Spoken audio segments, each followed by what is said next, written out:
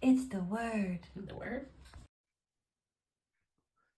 Hello and welcome to the Word Hello and welcome again to the Word Hello and welcome Podcast. to the WRRD Podcast. My guests today are Will and Sian, two very good friends of mine. I've had Will on before. This is Sian's first time. And we are talking about Malazan, Book of the Fallen. And Stephen Erikson, I made this shirt for you. Oh gosh, I hope he doesn't listen to this. I hope he does. if we have contrary opinions, or he might tempt him all the more to come on. I can't imagine that I'm going to have any new opinion. I feel like every opinion about this series has already been out there and said. Right. Yeah. Well, so we read Gardens of the Moon, the first book, the Malazan Book of the Fallen, and we're here to talk about it today. First of all, I want to ask you guys, how are you doing? Are you married or not? We're still married. We are still married. We're still married. Nearly exactly a year of marriage. 3 days until the 13th, which is our first wedding anniversary. Holy shit! Congratulations. Thank you. Is the magic still alive? No, we never had any to begin with. Oh, It's been drudgery since day one. That's why it works. Yeah. We met and then we started tolerating immediately. So it's just sort of like, well, we might as well get married because we're already at that point, I think I could tolerate you for the rest of my life. Fine. Yeah, exactly. Yeah. Well, let's get into it. We're going to be talking about the whole book and our feelings and all the things. I've read the book 3 times, so this is my 3rd time reading it. And Will and Sian, this is their first time entering into the series. And we're just going to go through it. And I just want to quickly clarify something on that one. Is that Sian read it and I used it. I listened to it on audio. Yeah. Oh, okay. So I'm just saying, for the sake of, like, it's actually 3 totally different experiences of the thing as well, just to give that even deeper dive of perspectives. Well, totally. Well, now I have to come clean and tell the audience that I also dabbled in the audio version of this. So Sian's the only one who's read it this time around, then, according to some people. And I mean, it was also an ebook version, so is that even real? Yeah. None of it's real. None of us read it. None of us read it. Stephen Erikson, are you even real? There'll be no spoilers. Yeah. Are we in a Warren? It smells funny Chaos in here. Warren. Yeah, the Chaos Warren. That shit's cool. All right, so we're spoilers from here on out. We're going to start with the prologue. So the novel opens during the final year of the Emperor Kellanved's reign. Young Ganois Perrin witnesses the sacking of the Mouse Quarter of Malaz City, where Surly, commander of the Claw, the Malazan Empire's intelligence organization, is flushing out and executing unregistered sorcerers. Cool. Perrin also witnesses a confrontation between Surly, now calling herself Lasine, and Whiskey Jack, commander of the Malazan Third Army. You guys don't have to pay attention to which army is which. I'm talking to you two and the audience. Don't fucking worry about it. Anyway, their mutual dislike is confirmed. Whiskey Jack versus Lasine. They don't like each other. Perrin wants to be a soldier when he grows up, and Whiskey Jack doesn't approve. He like grunts or something. Whiskey Jack very quickly is just like, that's a terrible idea. You shouldn't do that. Also, there's like a genocide happening over there. Right. It smells like pigs, I think. Yeah, like, I want to be a soldier. Why? Can you not see this? Stupid noble kid. Whack. Gotta be a merchant. What'd you guys think of this entry in, like, as far I know that there's a pretty cool poem at the beginning too. Genuinely thought I quite liked that. And I also I liked that as an intro. Like, you immediately establishes Whiskey Jack really nicely. It sort of gives you that, like, you're rooting for Perrin a little bit because he's just this dumb little kid. I didn't actually pick up that it was the Empress. I thought it was her adjunct. So okay. I don't get the poetry. I'll be honest, every single chapter that has the poetry, I kind of had to force myself to read it because I just didn't really care. And I know it's got snippets and like things that are almost foreshadowing, and that's great. But also, poetry is not You're not my thing, yeah. and that was frustrating. So I think actually that was a bit of a blocker for me, even at the start. And then but I think that the prologue was intriguing. I love that I didn't remember. If you'd have asked me what the prologue was a moment ago, I would have said to you, I have no clue. So good job that you're reading this out to us, John. But actually, Yeah. I think it is interesting, and I think it sets it up nicely for who Perrin is. He is one of the only characters that I give a flying crap about through the entire book. So that's a good setup. Yeah. And I like Whiskey Jack as well, actually. So I think it is exactly as Will said. That's kind of a nice setup to who he is as a character. Yeah.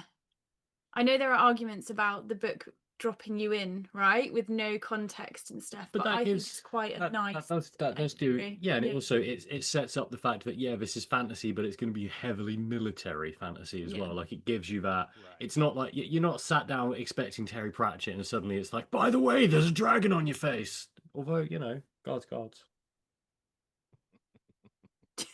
Spoilers, guards. I haven't read it. Thanks a Dude. lot.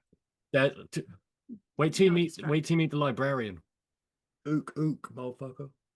Oh shit. Does he say ook motherfucker? Dude, Like he doesn't say the motherfucker, but everything's Oh, damn ook. And you know that he's probably ooking that. Yeah. Ook actually genuinely might mean motherfucker. Okay, all right. I tried I started with the color of magic, and I've been told many times, don't do that. Bad idea. So Pratchett hit his stride like later on, and sort of it's like if you read a fantasy book pre George R.R. Martin's stuff, like influence, you can almost feel it. Like Terry Pratchett's got that same thing, but with his own bloody writing. But I think that's really interesting that you've just said that because we're recommending John to go in at a different point for Terry Pratchett, whereas we're kind of like, spoiler for everyone who's watching, that we're slightly not enamored with this first book. Yeah. And are considering whether we want to continue or not. So there's that thing though that we do need to keep in mind, that the first book of a series, or it's not necessarily isn't always. People, they're still developing their craft, right? Well, I mean, look at me and John. I mean, I doubt very much that. I doubt very much that because he's John. He likes to boogie. Look at him go. I love that you guys just talked yourself into reading the next book.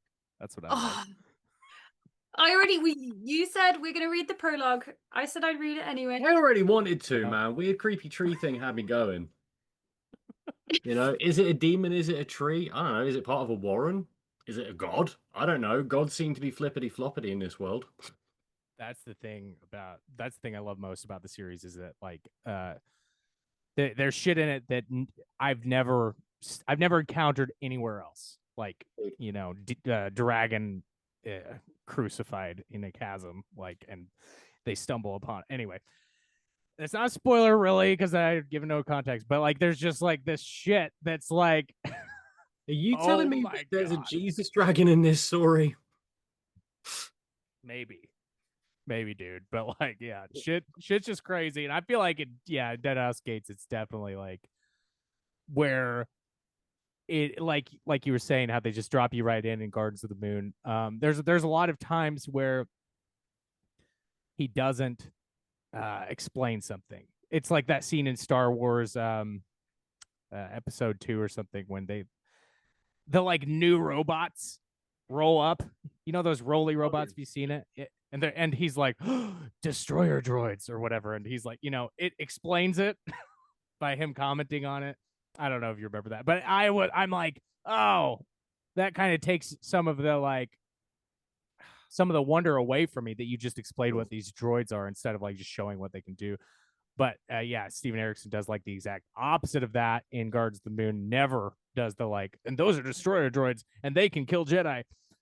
They're one of the only robots that can, or whatever the fuck.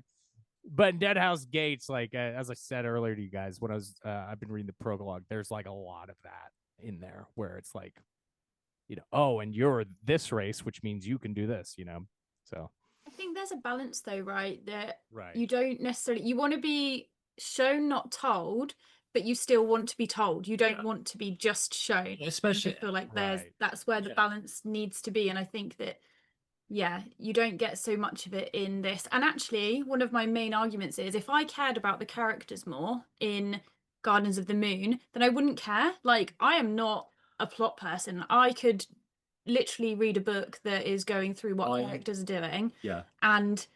But yeah, the characters have to be good for that, and I don't feel that they were So, that. just building off of that point, like we're talking about, we're basically talking about show don't tell, and to Sean's point of like if the characters are what make it, but also like if you look at the Song of Ice and Fire books, you could have Tyrion Lannister telling me what a book says.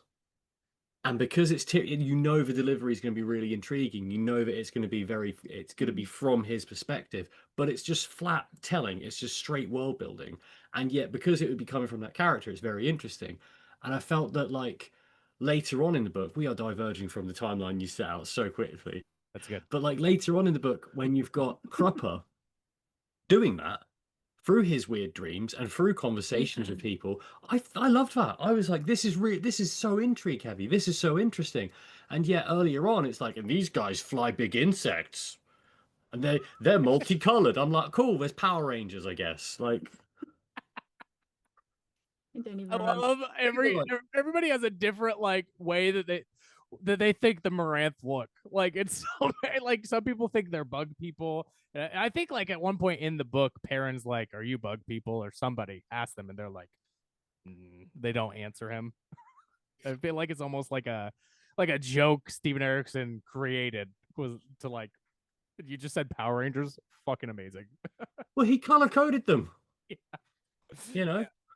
I think my frustration is a lot of people that on Bookstagram that I'd been like, oh, I'm going to read this. A lot of people were like, don't worry, it's fine. There are guides that you can read that will summarize after every chapter. And I'm like, right, I'm not doing this to study a book. I'm doing this because I want to be wrapped up in what's happening and the journey of the characters and the plot and actually be immersed in that. If I'm having to then go and read a summary of a chapter, that isn't me being immersed. That's literally studying. I never felt like I'd even have needed one. Like I never felt like lost. I just sometimes was like, I just didn't really care. Didn't care. That's where I was at sometimes. I mean, there was, oh man, just getting past the introduction, but that first scene that we get with like grown up Perrin, and when you see that skipping ahead, I'm skipping ahead. Sorry, dude. Am I skipping past your next bit? You are like flowing and grooving right along. All about the flow. I was gonna be like, and with that. Yeah. But like if you look at Perrin's first chapter as adult Perrin when we meet him, there's a description in there of this battlefield looking like I can't remember the exact description, but basically he describes it as just being completely covered in carrion birds that are just. I love that. It was incredible. It was like he like I read it and it's just there it is. It's a solid, amazing picture in my head, and then Perrin's out there and he's looking for I can't remember what a person. I don't know. No, I think he was looking for how it happened, wasn't he?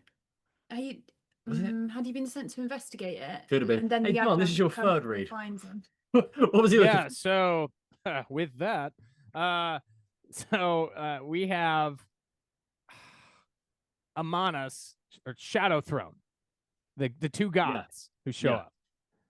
They unleash the terrifying Hounds of Shadow to draw attention away from the sorcery used in the area.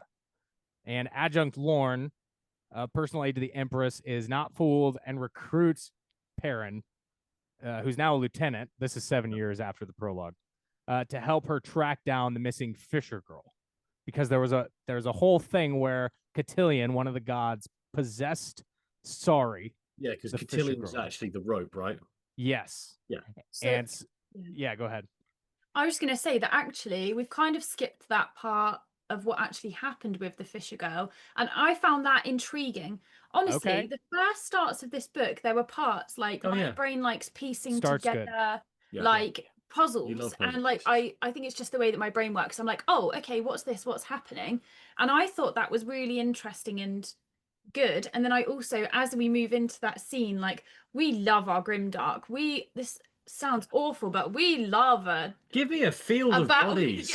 a field of bodies Yeah. with Give me a field of corvids bodies. on it. Yeah. Give us a couple people still screaming, and we're just like, oh yeah, yeah. Medic! There's no medics here, boy. We're here for God's mercy at best. Stab. Give us a bit of that. Give us your ring. Oh, did your wife pick it?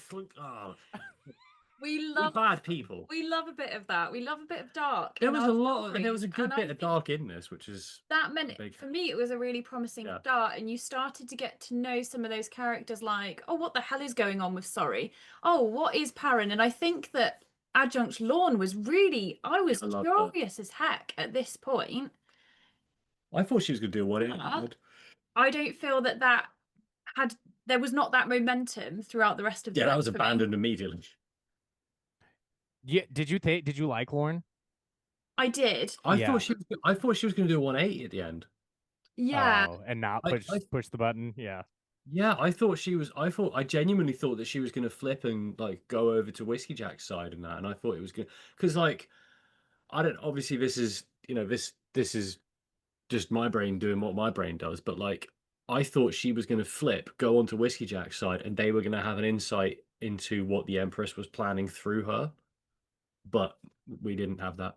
I like that she seemed to have quite a lot of competence, character development, in a sense of she did have very big revelations about who she was and what her role was, and then she almost was stuffing herself back into the box of being the adjunct. It was very much that the adjunct seemed to be this personality. I actually was curious at one point as to whether it was something that had been put on her, like is the adjunct role like is that like one of these god things that's like taken over spell, or like something that's been forced upon her. That's why I thought she was going to break whatever that was and go over.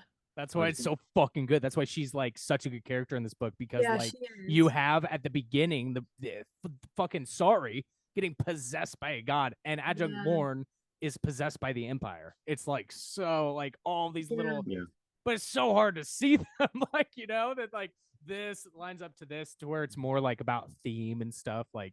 But yeah, she's definitely, and I didn't pick up on her stuff. That's cool that you guys did.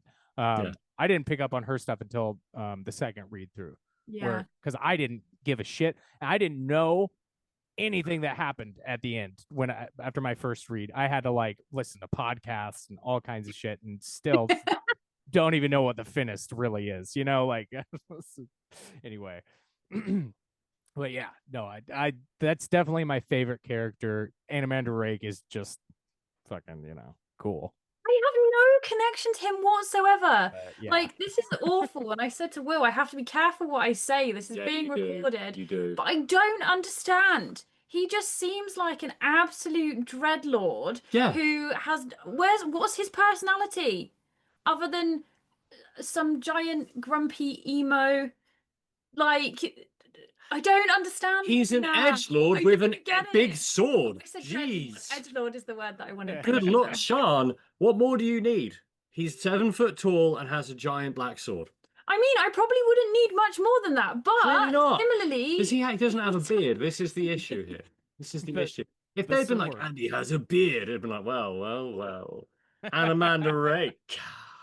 My name's Sean. But Ravens. He does. That is pretty cool, but... Wait, I'm going to pour some salt on this even more so right now, that even the giant ravens, I was bloody excited. I love ravens. I love a corvid. I've even got a tattoo of a raven. You've got a giant raven literally right there. I just didn't care. I loved Crone. You didn't like Crone? I loved Crone. I thought Crone's like in my top 3 favorite characters. Crone's good. I also like Hairlock a lot, but only because he's funny. Like there's a whole thing where he's talking to Tattersail, and he's like shuts the door, and then he pops back out and says something, and then he pops. I don't know. He makes my skin crawl. Hairlock. Oh, awesome. That's what made the book for me the first time. Sorry, but the puppet made of chaos magic. I was like, okay. I could have literally done it without that in my life. I apparently, I mean, I like that all three of us have completely different experiences of Hairlock. So you just hate it. I just don't get it, and he creeps me out. And I think I would rather chop him to bits with a wood axe. Yeah, totally. I mean, my issue with it is that I cannot picture anything but the ventriloquist dummy from Goosebumps, Oh Yeah. yeah. which stops him being even mildly intimidating. Yeah. Suit, doesn't it? Yeah, he does. He looks like Jimmy Carr. So like, despite the fact that he is very powerful and does all of this really messed up stuff, I just can't take him seriously. You know, it'd be like if like some big mobster or something had a really Gorst. You know Bremerdan Gorst from the first law books. Kind of. So he's like arguably the greatest swordsman in the circle of the world. Like he should be this ultra intimidating character, but he has a really squeaky, high pitched voice. So he'll do something terrifying, but if he says anything, the effect of it is immediately ruined by the fact that he sounds like a little girl. So like God, that same issue happens to me with Hairlock because it's like, oh, he's this malevolent chaos thing, and it's like, oh, it should be really scary, but he's a puppet. It actually felt to me that he seems like a petulant child. Yeah. Even as a human, he seemed like a petulant child. So then when you almost childify him as a puppet, Yeah. which is what it feels like, it didn't feel like it was chaos. I love chaos. I love a little sprinkling of madness in my stories, but it didn't feel like that to me. It just felt like he was a spoilt brat having a tantrum most of the time. Yeah. I'll give you that. Yeah, for sure. So what's your Hairlock opinion then? Are you pro Hairlock? I am pro Hairlock. I love a fucking magic puppet, man. And like I love Oh, gimmicky. I know. That's the thing though. That's what I love though about it is that like okay, you have this like you said about the Gorst character, which I like. Yeah. I feel like I remember the scene and I remember laughing, but He's the one that Jezal Dan Lufat beats with we're now in spoilers for First Law, by the way. Stop. He's the one he has to fight with in the tournament. Okay. Yeah, all right. That's the guy he fights against. Okay. Well, yeah, that whole idea with depowering feels like another joke. It feels like another joke that like the Moranth, where he's like, I'm not gonna tell you what they actually look like. Like I feel like Steven Erikson is having fun with the reader, and I don't know, man. I feel like if I'm not in the right mood, that really turns me off. I'm like, okay, yeah, whatever. Having your joke about normal tropes or whatever. But I don't know. I think that like I was at the point when I ran into Malazan where it was like I was kind of getting burnout on fantasy. Like I was just in that place. And so like then to see a puppet that's the most powerful, that's the guy that we're relying on to like figure out if Tayshrin killed everybody at Pale, like and all that. Like figure out the plot. That's the guy we're relying on, and like he's just falling apart. And then I think does he get blasted apart? The hounds tear him apart. Yeah. So all that was like good to me, where I was like done with fantasy tropes for a minute, and I was like, okay. But I mean, there is like a certain point after reading enough Malazan where I'm like, okay, give me the book where I know that the bad character at the end of a Brandon Sanderson novel is going to redeem himself or ultimately betray somebody. Like it's one, it's one of these two things. Like need that. That isn't. Yeah, that's not. I don't think either of us need that in a book, do we? No, which thing? My idea. The redemption arc for a bad guy. How many spoilers? Yeah, I like. How many spoilers for big series can we put in? Here? None. What? Only for this. So for Stormlight Archive. Sean, you're helping us because me and Will, we wouldn't be able to. We just say it. So I appreciate that. I'll just say this. My favorite moment in all of Stormlight Archive was not White Spine Uncaged. it was Adolin, Colin, and Sadius just having a quiet moment away from everybody else. That's all I'll say. But I think I really like characters that are agree. grey. Fuck redemption. Yes. There's no like somebody who's really evil and somebody who's not. There's like the perspective. Everyone's got their own perspective, and I quite like that. I'm fine with fully evil as well. Like I'm Yeah. fine with totally evil. Like you can be like you can be like the Aragorn fighting against a Nazgul, and I'm absolutely here for it. Yeah. But like at the same time, fuck them up. Like don't half measure it. You know, stab the burning brand in their face and go at them with a sword afterwards. You know, don't let them get away. The only reason they should get away is if it's to your benefit. I'm gonna reel us back to something about Yeah. Gardens of the Moon. Interesting you were saying then about what's his name, Hairlock, and him dying, and like that initial thing, actually, the scene where you've got that attack and basically all of Tattersail's group that's with her are wiped out, right? They are killed because they're wandering. Nearly all they are. All of them apart from The big bloke isn't killed, and his missus is killed, and most of them are killed, and then isn't that when Hairlock gets made into a puppet? Yeah. Yeah. Yeah, because and they think it is it Taishan? Yeah, that's what I'm saying. Yeah, Taishan's trying to play it off like it's Anomander Rake that's done it, but it's, but I think that's really interesting. So that brings in this level of, again, intrigue that my brain is going, what's happening here? It almost feels like a thriller mystery. It's like a whodunit of like, right, you know, and you kind of know that it's him because of where the magic was coming from, but you don't know why. And then it's starting to allude to those larger power plays that are happening with the political things, right? Of like, well, what Rake's being used as a, what's the word? Scapegoat. That's the word I'm looking for. And I think that was a really good introduction. I was still really interested at that point. Well, Pale that's a very strong, that whole section. Like, I feel like I was thinking that the other day when I was thinking about talking to you guys, because I was like, I was thinking about we talked in the chat about some of your feelings about it so far, and I was like, I wonder if the first book stopped at Pale, you know, like, or like them, the Malazans succeeding in the siege of Pale, like if it would give the reader more of a break, you know, between more dense stuff. But yeah, like that whole idea of the like soul shifting, and the fucking moon fortress is shooting laser beams, and there's a guy with a giant sword, just like his hair is just as he's standing on the moon fortress. He looked Anomander Rake at no point doesn't look cool as hell. Absolute. He's an edgelord. I just don't. Sometimes you need that though, you know. What do you guys think of the magic though?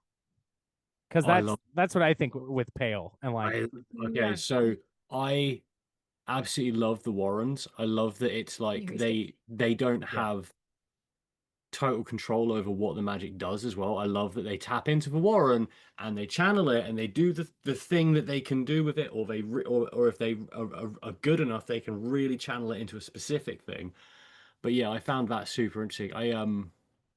Also the element that it's not just the channeling from the Warren, right? They can travel through them, they can go into them. It feels like it's a really so cool. Will and I talk a lot about our reading whilst we do lots of walks because it's good for our brain. And we talk a lot about books. And before I'd even started it, so Will was listening to the audio beforehand because I have a terrible memory for books, so I started reading later. And all Will kept talking about was these Warrens and the magic system. That was all I heard for the first, I don't know, half of the book that you were reading, because you were like, it's so unique, it's so different, it doesn't feel like magic in almost any other book system that you could think of. It's honestly, it's my favorite thing about it. I find the gods really interesting. I find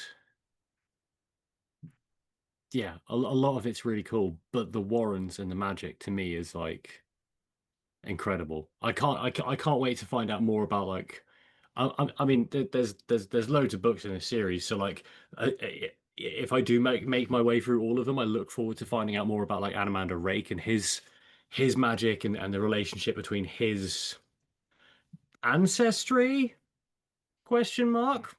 Oh yeah. Yeah, and that sort of stuff. Yeah. I fucking forgot that. Thai standy, the spiced brandy, as I like to call them. Oh my.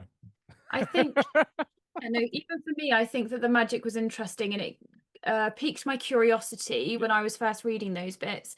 But then there were bits that I don't need to understand everything, right? I don't need to have a fully fleshed out magic system like Brando Sando. I don't need to have rules for magic. Brandon Sanderson does because he plays so much Magic the Gathering. Fine, I'm but saying it. there is some level of magic boundaries, which I think is helpful to know. Yeah.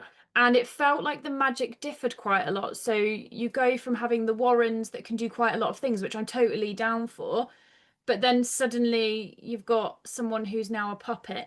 And I'm like, how do these things go together? And sometimes there feels like a bit of a disconnect between what you can tell where the magic is coming from, but you can't always tell how it's doing. Yeah. I don't know, though, because you get like sort of an insight to that when Tattersail puts herself into what was the name of the woman who died? And Matey was carrying her body in the bag. Night Chill. Thank you. Yeah, when Tattersail's like getting all fucked up and she puts herself into that lady's dead body, that's amazing, and that does sort of give a bit of an insight into that.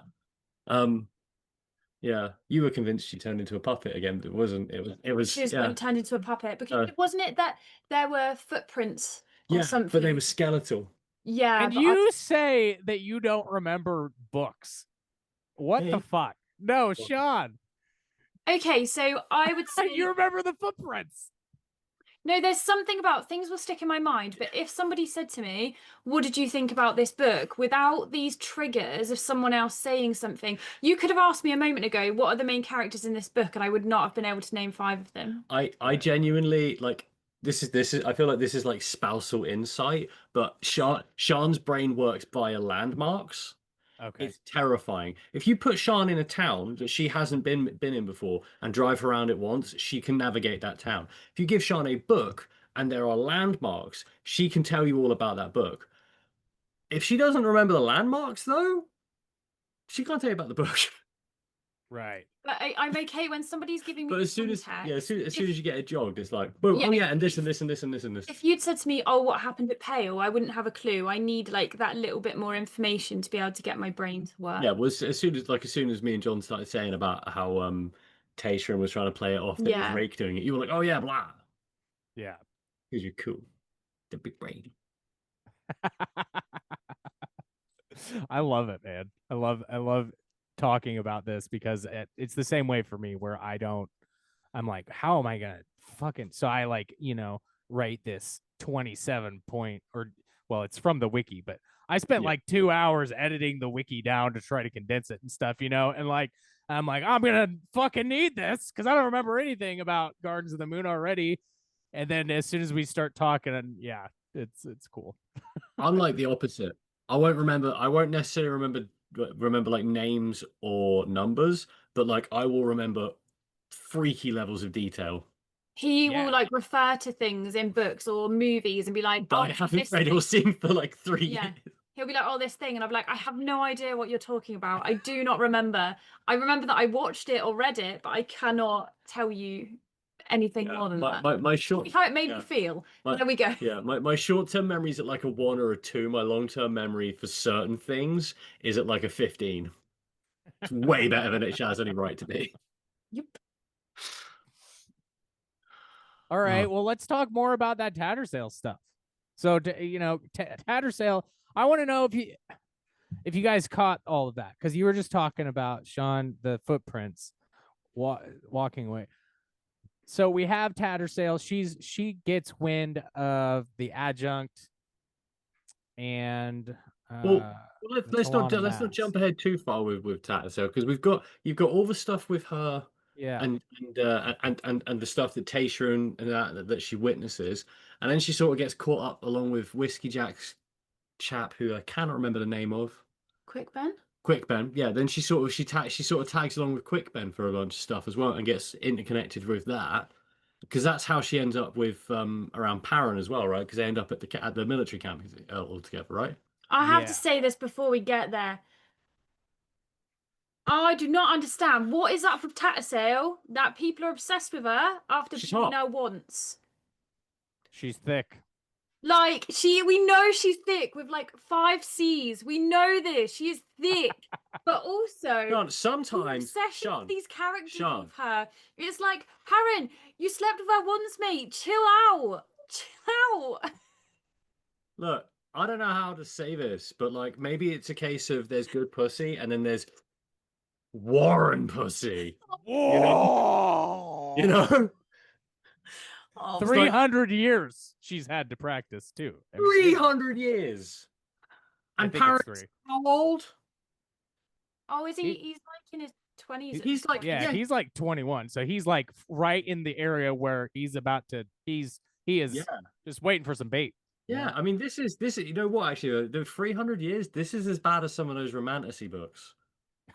You know, So she isn't quite as understand predatory. She isn't this. quite as predatory as some of those Feylords where he's like, "I'm 7,000 years old, but you're 19 and hot." Like, it's not quite that bad, but also he's a 21-year-old. She's 300 years old and hot. I don't know.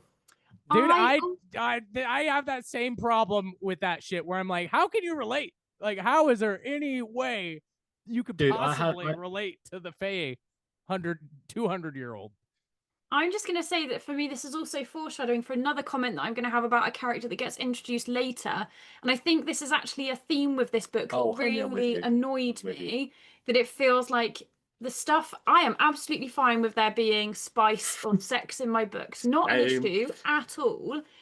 But that I just don't know. There feels like there's almost Bit of simping. yeah, A like little bit too much of the. Can I have a crumb, please? yeah, there's just Yeah. people getting obsessed with each other, and it just feels a bit weird. Feels a bit weird. Oh, yeah, like, and they kind of skip over the actual. Some of them, Yeah. yeah, and some of them just see a pair of boobs in a house they've broken into and just become obsessed off the back of that. I mean, that's some. Yeah. I hated What up, that. Crocus? You little freaky Dude, perv.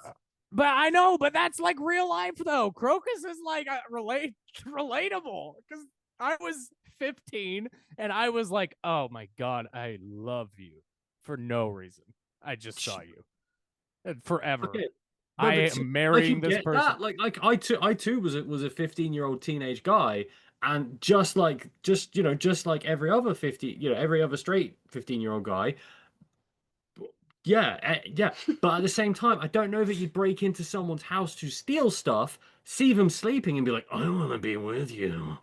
That's Like, terrifying. it's weird. I- And I just want to clarify, I was not a 15-year-old boy. However, Wait, hold up. regardless, Hold up. What? You regardless- told me. Is this a heterosexual marriage? You're a weird man.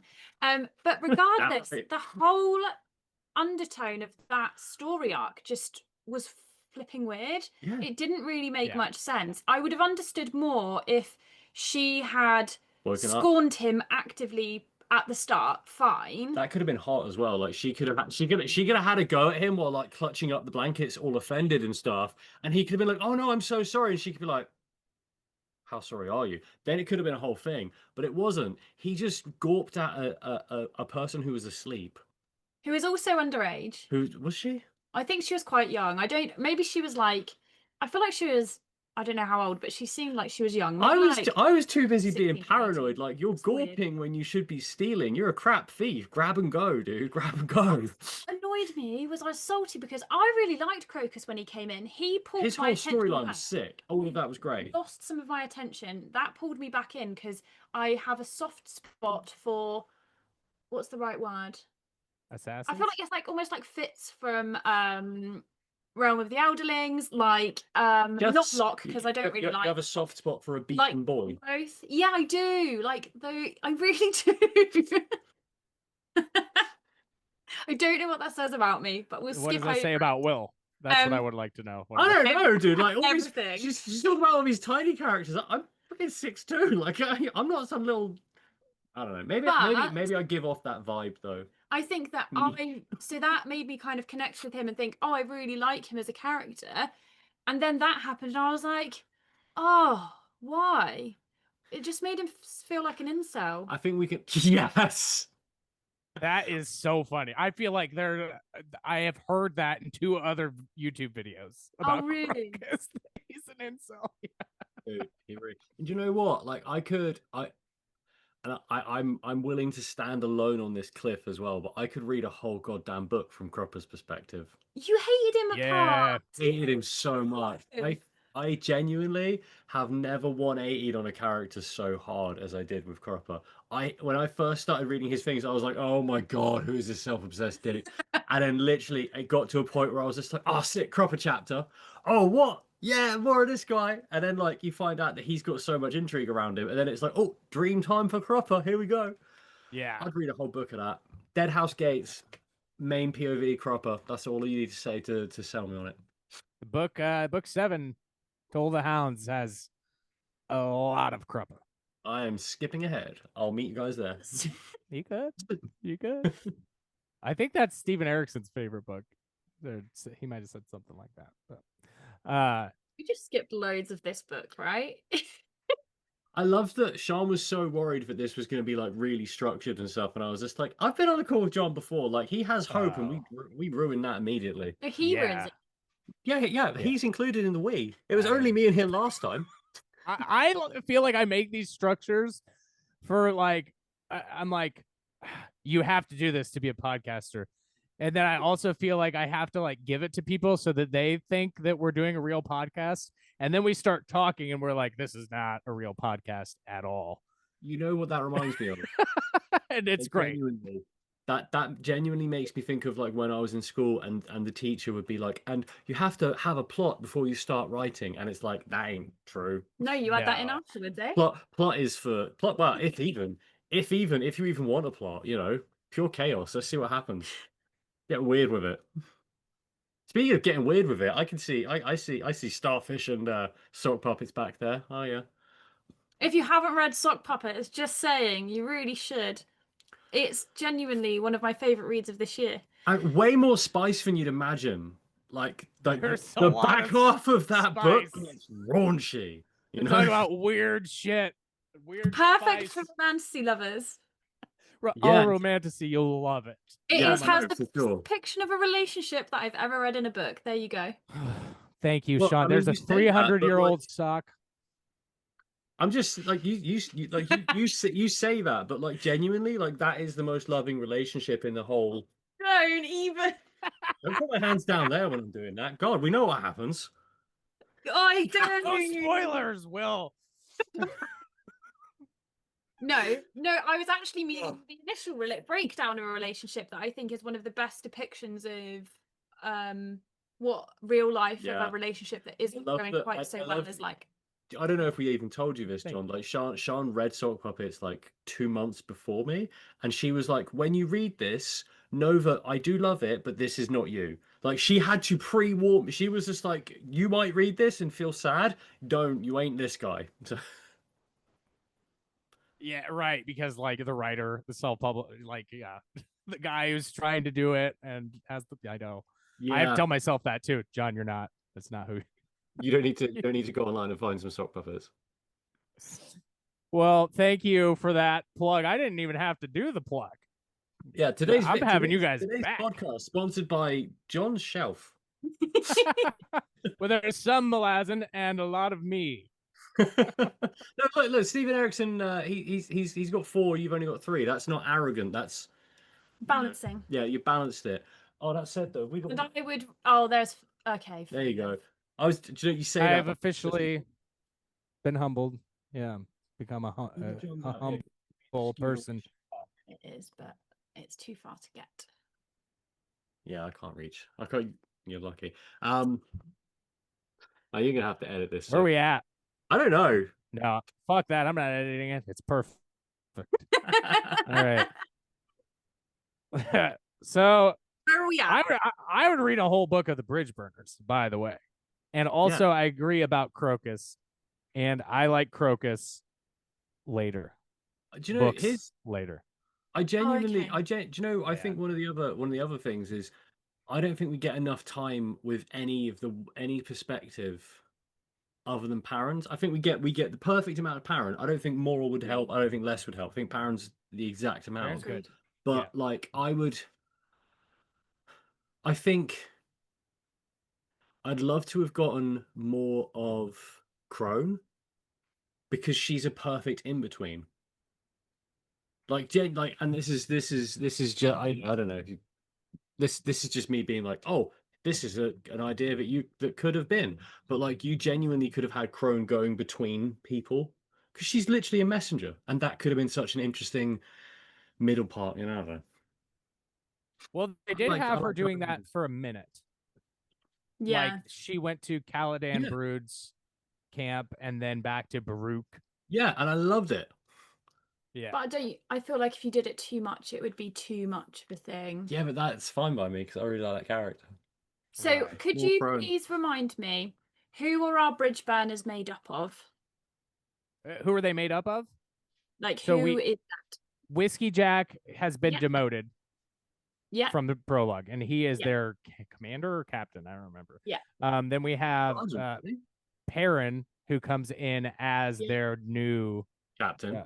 Captain Perrin. Yeah, Parent's the captain, Whiskey Jack's the sergeant. We know that Perrin's coming into this as a no, that's not the word I was looking for, but yes, Not too bad. undercover for the Not quite a claw. claw. Not quite a claw. The adjunct. Yeah, he's working for the adjunct. Yeah, And but there's then, that claw bloke that he talks to. there's a claw. Yeah, on the ship. What's her? Oh, okay. That makes sense. Yeah, he's undercover for the adjunct. Yep, I remember. Topper, the Claw Master. Yeah. Yeah. Yeah. But And he's they're kind of creepy. the people in the bridge burners, right? And Yeah. for me, they were all essentially the same person. And they may not have been, and there may have been some differentiating characteristics. They had different names, but you never spent enough time getting to know any of them as individuals that they all blurred into one character for me. Yeah. So I would have been able to pull out Whiskey Jack and Perrin. But the reason why I asked you who else was part of that was because I couldn't tell you their names. They were a pair of brothers. There were... Was Were it? they Fiddler and brothers? Hedge. Maybe. Not brothers. Fiddler and Hedge were the two sappers. So they Oh, had okay, yep, so crossbows that makes with sense. explosives. Yep. One of them had a violin. He was in the prologue. That's Fiddler. But like there was not Hence the enough for name. me that was enough about them. Whereas what you said is maybe right. Actually, if you had a book that was just about them, you would get to know them Right. better. And you care a lot more.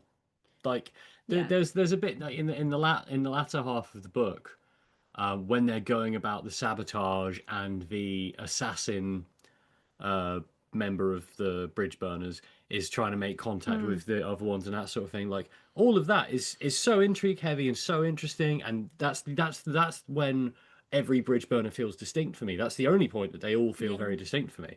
I'd have a whole book of that be great because then you'd root for them more. Whereas right up until that bit, right up until the bit where they're replacing cobblestones with explosive pots, like until then, I was sort of like, I like Whiskey Jack and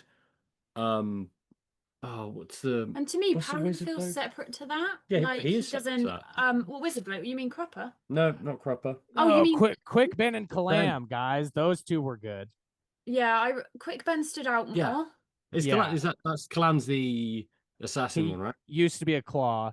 Now Yeah. he's not. Yeah, he used to be Yes. assassin. Those two, yeah. No, Yeah, I those two totally were feel great. you guys with the lack of like characterization Yeah, for many of them, especially but like that's the thing. Once Oh, we go got ahead. it was good. right. And the dialogue, yeah, like I feel like the dialogue in the Bridge Burners is like always very like tight. But yeah, quick Ben, I feel like is always a lot of fun to follow because he's like going everywhere. Yeah. You know, like he's traveling by Warren to all these places, and he's like he knows all the shit. And then Yeah. Kalam's cool too. Kalam, I don't know, because he has this like past as this. He used to be a Claw, and you hear that like the Claws are the most deadly, and like he's best friends with Quick Ben, who's this amazing, mysterious wizard. It's just like a different take on a wizard that I really appreciate, where he's like not, he's very like morally gray, and but Yes. he still doesn't tell anybody anything, just like all the other wizards. He's like, I can't reveal that to you yet. You know, There's but also, and then when you find out more about Quick Ben's past, when he goes and makes his deal with Creepy McDead God. Oh yeah, Shadow he's Throne. fascinating. Yeah. And then you find out that like, oh yeah, I used to be your priest, by the way. Like that's that was honestly like one of my favorite bits in the whole book, where he's just like, where it's like, where the guy's got no idea, and he's just like, by the way, I'm that guy. Yeah. It's nice, but Just a final fuck you. He didn't need to tell him that.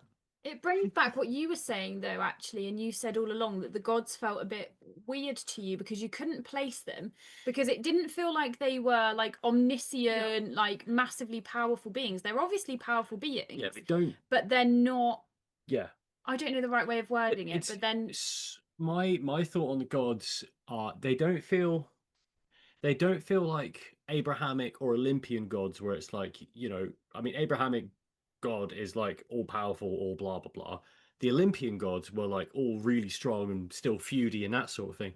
But these guys seem so like wibbly, uppy down. Even they don't seem to be stable at all. You know, and it seems like they seem just like so, really like interchangeable. involved also though in the lives of the people, Yeah, but because you don't get that much description of it, it almost makes them feel less underwhelming. powerful. Yeah, exactly. And less powerful than they can be. Well, why would you want to put yourself in the body of some young fisher girl? Like, why are you relying on a coin to do this thing when the coin's passing between people? What does this actually mean? Is it actually having any impact?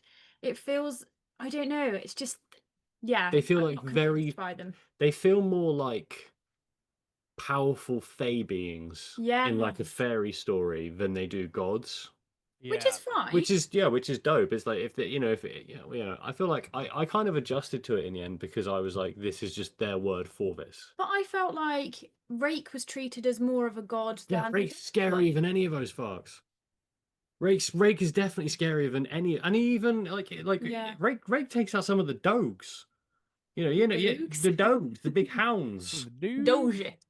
You know, Well, I think he is, and I'm not completely sure on the differentiation between these two things, but I think that Yeah. Rake is an ascendant, and then like Shadow Throne is a god who has ascended to godhood. And it's like the way you ascend to godhood in this world is through the amount of people that believe in you and worship you. So if you become really popular in this world, like enough people are like thinking of you and shit, you become an ascendant and then a god. God, I do great at this. I could become a god. Yeah. That's why, that's why we got to get our followers on Instagram. There you go. There you go. Yeah, I wasn't very convinced by them, but I think it was interesting with the meddling in the lives of people. I don't. Yeah. Ooh. Oh yeah. Oh yeah. Oh yeah. So, what about the sword, guys? What about the sword scene where we have Perrin? He's kind of like another. I feel like manifestation of this idea of like empire possessing somebody. Okay. Where we have like Adjunct Lorne getting possessed by the Empire, and we have Sari getting possessed by Cotillion, by the gods. And so like Perrin is also getting possessed by it, and he gets possessed by it in the beginning, where he thinks that glory and all that is great. So But he I also really rejects it as well, though. What'd you say? But he rejects it as well. Like he doesn't. I feel like Yeah. Perrin's great because he doesn't just reject Empire based on the evidence he sees. Because with Perrin, you've got his backstory and the backstory of the nobility, in that they've had any power they had basically been torn out from under them, and rightly so. As an Englishman, screw the nobles. Guillotines all around. Not French. It's the best thing the French ever did. Where was I? Yeah, like you've got his character backstory, where he's got like the tragedy of what's happened to the noble class in this world, and him seeking advancement through the military and through Adjunct Lorne. And that's great. And he ends up rejecting the Empire because he ends up on side with Whiskey Jack and all these guys. But then you've also got the fact that he has this like power thrust onto him by, I cannot remember the name of the dual luck gods. Opon. Thank you, Opon. He gets this power from them as well, and again rejects that. Like in the end of it, he gets rid of the sword in the end as well. Like it's I would argue, Oh, I don't feel that he is the same at all to me as Lorne. Lorne feels like, as you said, that kind of personification of that, like being embodied for the Empire. Whereas I feel that Perrin is actually a really good example of changing, making very clear decisions about things, and he's very in control of what he's doing to change who his alliances are with. Like he goes into it, he then changes his mind and goes to something else. It's all calculated. Yeah, exactly. Yeah. And I feel like he is a considerate character with that, rather than almost being forced to do everything. Yes, okay, there's some element of that, but he does make his own mind up with his decisions. Yeah, that's a good point. And I think it is also interesting when it comes to the sword. And who is it? Somebody says that, oh, it's not you that's got the luck, it's the sword. And when the sword turns on you, Is that a crop of us says that? I don't know. But and then when the sword turns on you, like that's, you need to kind of give it up. Yeah. Give it to your worst enemy, or Yeah. Yeah. And there's a lot of things that are put on him that aren't his control, but I feel like he kind of makes his own decisions through that. But maybe I'm misremembering. No, I No, think you're right. That's a good point, because like under the slave wagon inside the sword, Anomander Rake sword, he calls upon to him and then threatens him. Yes. You know? Yeah. So like that's a very good point, because he's taking the power. These people who have been trying to fuck with him, he's like finally like, no, and you need to let these doges, These puppers go. these puppers go. Let my puppers go. Damn it. Oh, that was good. I love when you speak American. I love the American accent. Oh no. Oh yeah. But yeah, so I actually think that you've got Lorne, who is that having the troubles and kind of thinking about whether she is being controlled by that, who she is, but she never gets that kind of redemption. Whereas Perrin is the flip side, actual kind of opposite mirror of that, of he is going, okay, what's happening with this? I'm going to make my own decisions. I'm going to take this into my own control. And I really like it. It's interesting as well because he never comes across as like a mercenary asshole about it. No. Like he's got very clear morals that he sticks to throughout. And even though he is changing allegiance, what, 3 times during this? At least? Yeah. Yeah, because he's with that captain guy originally, then he's with Lorne, then he switches over to being on side with Whiskey Jack, and I cannot remember the big general's name, but his side as well. So it's like at one no arm. Yes, that's the chap. Yeah, so it's like although he does change allegiances throughout the book, like at no point does it feel unwarranted, and it never feels like he's breaking any sort of moral code in doing so. Well, I can't think of the word that I want. How would you describe Aragorn? But he feels like the most attractive. Well, yeah, rugged. The most right. I keep my brain keeps going to righteous, and that's the wrong word. Righteous. But you know, more like that, almost paladin like ness. I don't know what the word is that I need, but that's what he feels like. Whatever in my head is Chivalrous. Maybe, but he feels like he sticks to his values, and he is like almost like that knight, like your character. Valiant. Yeah, maybe. We got two authors, 3 actually. 'Cause you've actually got stuff published as well. What word are we trying to think of? My brain doesn't work properly. Words are hard. Thesauruses exist for a reason. Let's just go through all the names of the realms of the elderling. No. You know, all of those people. Chivalry. Regal. Patient. No, it's none of those. But maybe it is. It's not. It is kind of that embodiment of though. Yeah. You wait. Give me 10 minutes. It'll come to me. What are we talking about? So all 3 of us will have moved on to a different subject, and Sean will just be, this. Yes.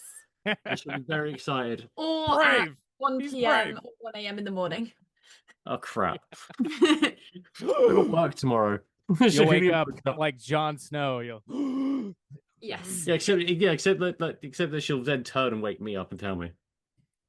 Wouldn't do that. What's our next bit on the docket, John? Well, so you got me thinking about Perrin now, all that, but I feel like there was something in here about the reason that Perrin got sent.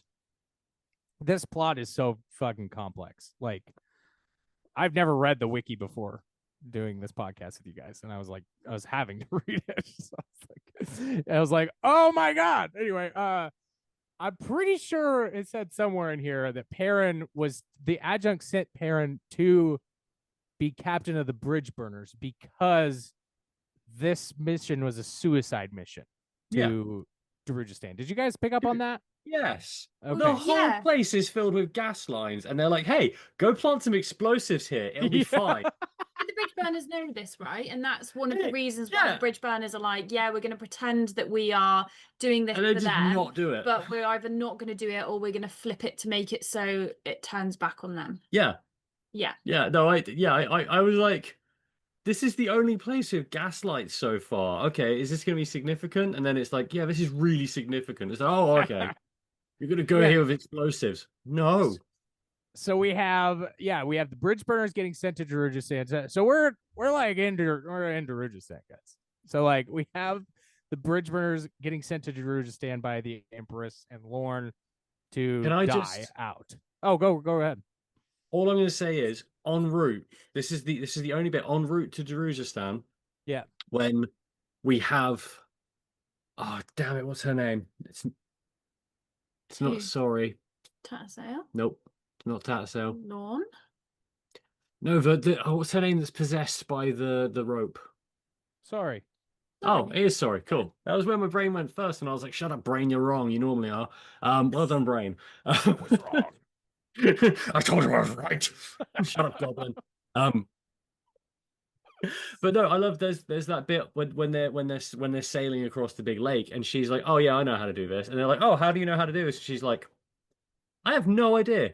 I don't know why." And it's like, no, because you were a fisher girl before you were possessed. So it's like, I love that that's foreshadowed. But no, that little girl that was in there is still in there, and then foreshadowing that then foreshadows the fact that the creepy old lady is also still kicking around in there.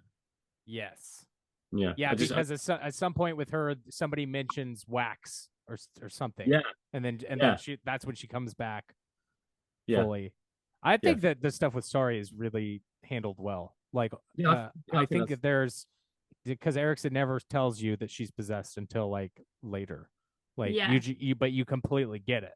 Like when the soldier. They never explicitly says it, but you're like, they make it so this is not that clear. Yeah. But they also don't necessarily make it clear for ages that you know that she's possessed by something. But you think it's the old lady. Just the old lady. So I thought it was the old lady. I was like, oh, maybe this old lady's some witch or something, some weird crone, and that was then who was possessing her. You didn't know that it was Cotillion or whoever we said it was. I don't even remember. The rope. Who's actually a male presenting? It felt like when it was the end that gender to a god, and I was like, "Oh, that's interesting." Yeah. I don't know if the gods have gender though.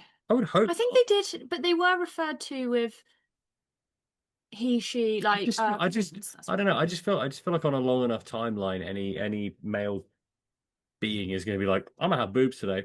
Like eventually, that's going to happen. Yeah. Today I have them. Yeah. Yeah, the day that I get them, I will be unhappy about it because it will mean I've gained too much weight. Yeah. Yeah. I live that life at the moment, but that's what diets are for. Can't lie. Yeah. But so I think I get what you're saying. It's interesting, that foreshadowing. I thought that Sari was an interesting character, but I had a bit of a weird thing with her in that she felt like she was one thing up until the point they get to all the stuff with the bridge burners and in Darujhistan, and then suddenly the thing that's possessing her almost feels like it flips into a different character. Yeah. It's almost like It's like it was a sleeper agent. Yeah. It was like it was a sleeper agent and it got activated when they got to Darujistan. That's how it felt. It's a shame because I was like kind of into it and I liked that she was really off-putting for people. I liked that they were avoiding her. I thought that was really cool. I really liked the bit. There was a moment in there where like they're like talking about her and you're in Whiskey Jack's head for a bit and he straight up has the thought of pretty much like along the lines of like, oh, I'm just gonna pretend that I've told her to do that, you know? Where even like Whiskey Jack's like, I'm good.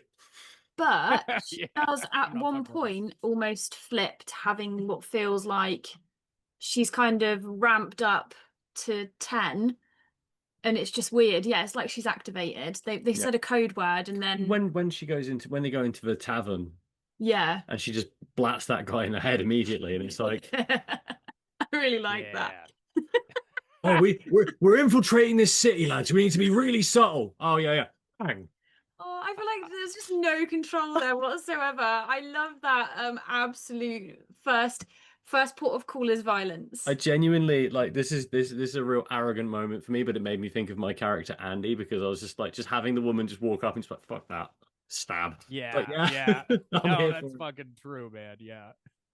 I love that the first things like when I was reading your book and that happened. I was like, yes, and I love that, all three of us can kind of bond over loving violence and awful things happening to people. It's like great. When Perrin gets stabbed, that shit's cool. And I think she stabs him and then he Opan saves him, the god of luck. Oh yeah, because does he get the choice? He goes to Hood's Gate. He sees Hood's Gate, and it's like a bunch of it's bodies, corpses. Yeah, which is so metal. They're like yeah. The most metal shit ever, dude. It's in these. I feel like it's in these books, but yeah. And I've seen that album cover for sure. Right. And then Opan comes and is like, "No, you're not." Or you said maybe a choice, Sean. Yeah. Did he have it? Do you guys know? Do you remember? I think it wasn't it that I don't know if I'm right or not. My memory is trashed here. But in my head it was like he was kind of given a choice whether he wanted to go back and do the stuff or not, or whether he didn't want to. But maybe he wasn't. Maybe he was forced. Who knows? Yeah. There was some. Yeah, I don't remember at all either because there was some conversation he has with Opan. And I don't remember which one it is because there's two. There's a male and a female. But gonna Google it. Oh, pay no attention to the woman on the podcast. It will come to us, naturally. All of the stuff with the assassins in Darujistan as well was amazing. Yeah, like that was so. Like it felt because as the reader, you've got so much more information than any of the other groups separately. So you get to put that picture together before them, and then all of a sudden you've got the ones that are coming down from Moonspawn. You're just like, oh yeah, this is awful now. Everything just got worse. Yeah. I know. It's such cool imagery too of the assassins on the rooftop and Crocus. I think he that's when he saves him. He gets saved because he ducks because of the coin. Yeah. The coin drops. And he's like, oh, what's this? And then crossbows. I also don't know about you, but I thought the kind of description of the noise of the coins spinning or something, and it's just really this not visual, but like in your head you can kind of picture it happening, where you can almost hear it. It's really it's really clever. It's such a singular noise as well. Like that sound. And I think that link to the gods was better and clearer than some of the others. It made it feel, as Will was saying, actually, there's a very Fae thing, isn't it? That luck, having like that idea of whether how the gods work and being so directly involved in people's lives. I think it was really interesting. Just to go back to what we were saying, from what I just read, it looks like Perrin didn't have a choice. It's just that he brought him back. Opan said, whoever was leading that gate, or however that works, they were basically like, hey, yeah, we will trade you, and then somebody else would die for Perrin to come back. It doesn't look like it was a choice. It looks like they made the deal about it. Poor memory. Okay. Well, that's cool though too. Yeah, like the guy's not here, so we made a deal with the doorman. You know? Yeah. What'd you guys think of like this whole subplot?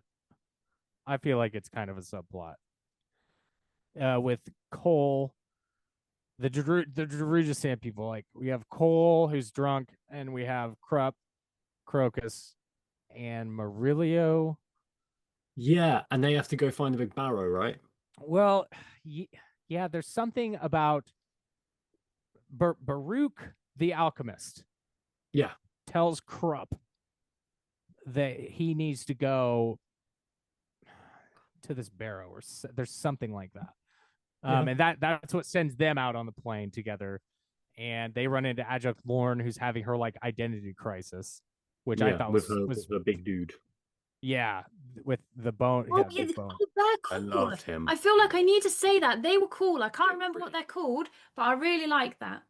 The Talana Mass. Yeah, that's really interesting. Yeah. Bone people coming up from the ground. Yeah, fucking cool. But so then Lorne's having this identity crisis, and Tool, the Talana Mass, is like, "What's wrong, Adjunct?" And she's like, "Nothing." But all of her internal dialogue is like her struggling with the idea of like Empire or me, and like and so then whenever Crocus and company run into her, she immediately attacks them. It's like it just gets called off out of nowhere. Yeah. And that's what I like about it though, because it's like so real. She's just like, I'm fucking pissed about myself, so I'm just she's like, what are you doing? And she attacks them. Love it.